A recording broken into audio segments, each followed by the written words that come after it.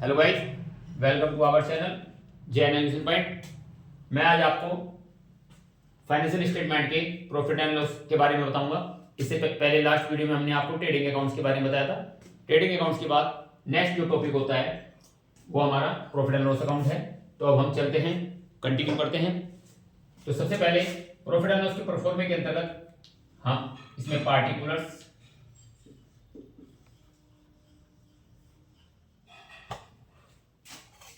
Amount,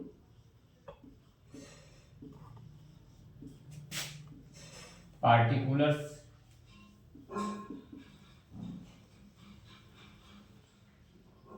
और amount, ये हमारे परफॉर्मा हमारा तैयार होगा। सबसे पहले प्रॉफिट एंड लॉस जानने से पहले हम इसके बारे में जान लें कि प्रॉफिट एंड लॉस के अंतर्गत कौन कौन सी आइटम्स आती हैं।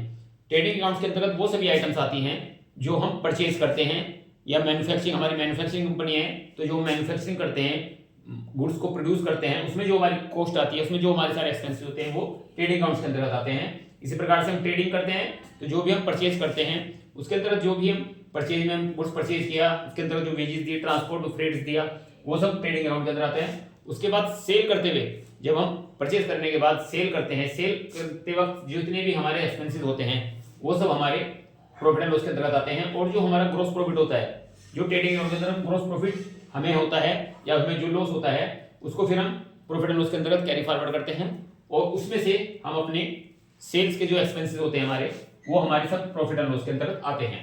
तो हम चलते हैं इसी प्रकार से।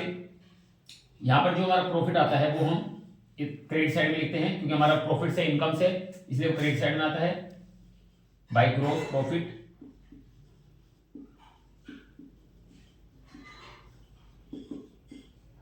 ब्रोड डाउन, क्योंकि हमने कैरी डाउन किया, वहां पर आगे लेंगे तो यहाँ पर ब्रोड डाउन करके उसे इधर लाएंगे, जो भी हमारा ग्रॉस प्रॉफिट होगा वो हमारा इधर आ जाएगा।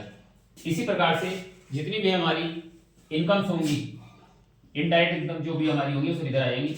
Bye this commission,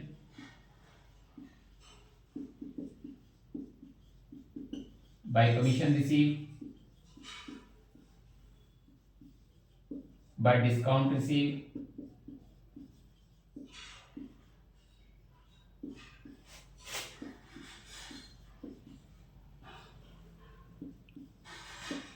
by interest on investment,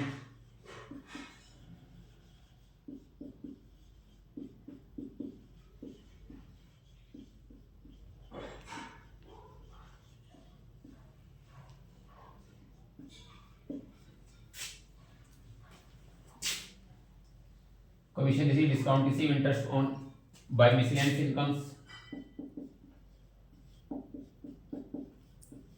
या सन्ड्री इनकम जिसे बोलते हैं। इस प्रकार से जो भी हमारी इनकम्स हुएंगी, क्योंकि वो इनकम्स हुए हैं तो वो सब क्रेडिट साइड में आएंगी, और बाकी सब जो हमारे एक्सपेंसेस, सेल से रिलेटेड एक्सपेंसेस होते हैं, जो हमारे ऑफिस एक्सपेंसेस से होते हैं, वो सब हमारे ऑफिस सर्विस के अंतर्गत प्रॉफिट एंड लॉस के अंतर्गत आते हैं। जैसे टू सैलरी, जो हमारी वेजेस एंड सैलरी होती है वो ट्रेडिंग अकाउंट के अंदर आती है, और जो हमारी सैलरी होती है वो हमारी प्रॉफिट एंड लॉस के अंदर आती है। टू ऑफिस एक्सपेंसेस, ऑफिस के सभी प्रकार के एक्सपेंसेस हमारे प्रॉफिट एंड लॉस के अंतर्गत आएंगे। Office rent,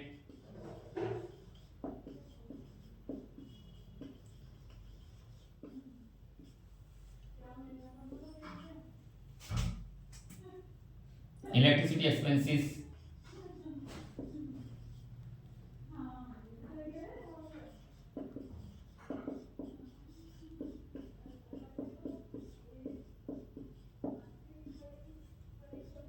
telephone expenses,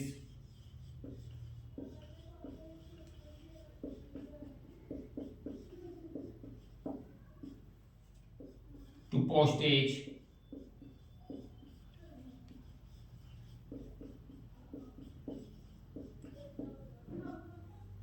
to bad debts, जो पैसा हमारा डूब गया, जो हमारा डेटर से रिसीव नहीं हो पाता है उसे बैड डेट्स कहते हैं। वो भी हमारा क्योंकि खर्चा है, लॉस है हमारा, तो वो भी हमारा प्रॉफिट लॉस के अंदर आता है।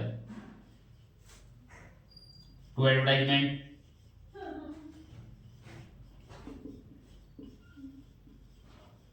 एडवर्टाइजमेंट एक्सपेंसेस, टू डेप्रिसिएशन, जो हमारे डेप्रिसिएशन लगता है एसेट्स पर,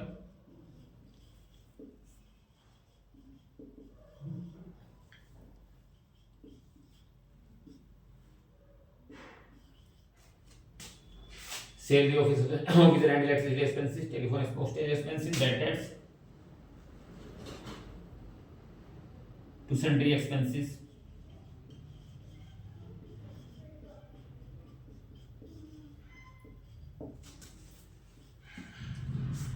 कैरिज आउटवर्ड, जो कैरी इनवर्ड ट्रेडिंग अकाउंट के अंदर होते हैं, carriage outward profit and loss के अंतर्गत कैरिज आउटवर्ड यानी सेल करते हुए जो हमारे एक्सपेंसेस होते हैं, carriage outward.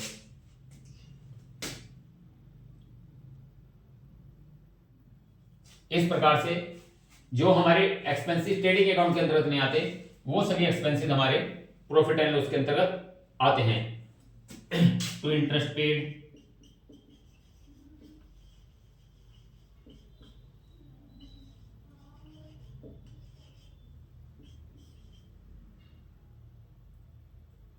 to bank charges,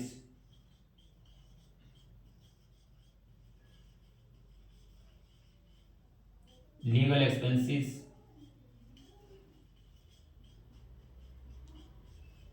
ये सभी हमारे एक्सपेंसेस प्रॉफिट एंड लॉस के अंतर्गत आते हैं। तो हमारे प्रॉफिट एंड लॉस के अंतर्गत वे सभी एक्सपेंसेस आते हैं जो हमारे सेल से रिलेटेड, ये सभी एक्सपेंसेस हमारे सेल से रिलेटेड है, सेल करते हुए ये सभी एक्सपेंसेस हमारे होते हैं, तो वो सब हमारे प्रॉफिट एंड लॉस के अंदर आते हैं। और इस इनकम्स में से जो भी हमारी इनकम्स आएगी, जो हमारा ग्रॉस प्रॉफिट आया उसमें हमारी इनकम्स को ऐड कर देंगे, और उसमें से ये सभी एक्सपेंसेस घटाने के बाद जो हमारा प्रॉफिट आता है वो हमारा नेट प्रॉफिट कहलाता है, टू नेट प्रॉफिट। तो इसमें से इसके टोटल में से जो इसके टोटल में से सारे एक्सपेंस घटाने के बाद आएगा वो हमारा नेट प्रॉफिट कहलाता है। इस प्रकार से अगर हमारे एक्सपेंसेस ज्यादा हैं तो हम यहाँ पर हमारा नेट लॉस हम इस साइड लिख देते हैं, बाय नेट लॉस। अगर हमारे एक्सपेंसेस इनकम से ज्यादा हो गए तो हमारा नेट लॉस आ जाता है, तो वो हम उसको नेट लॉस को उधर की साइड में लिख देते हैं।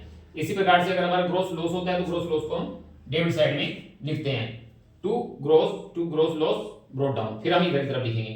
तो इस प्रकार से हमारा प्रॉफिट एंड लॉस हमारा कंप्लीट हो गया। इसके बाद हम आपको इसके क्वेश्चंस आपको बताएंगे, तो नेक्स्ट वीडियो में आपको हम लेकर आएंगे इसके क्वेश्चंस।